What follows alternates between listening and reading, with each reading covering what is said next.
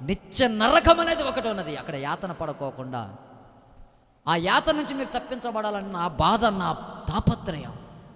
ఈవేళ ఎంత ఎండ కొట్టుకున్నా, ఎంత వేడెక్కినా, ఇంత సమయాన్ని వెచ్చించి మీకు ఈ మాటలు చెప్పడానికి గల కారణం ఏంటంటే ఒకటే,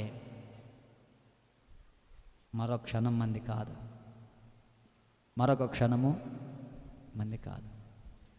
మనం చూస్తుండగా ఎంతోమంది కళ్ళ ముందు చనిపోయారు. అటనే ఉంటుందిలే అనుకో మాకు. జాగ్రత్త. నేడు అని రక్షణ, నేడు అనే సమయం ఉండగానే మన జీవితాన్ని ప్రభుకు అప్పగించుకుందాం.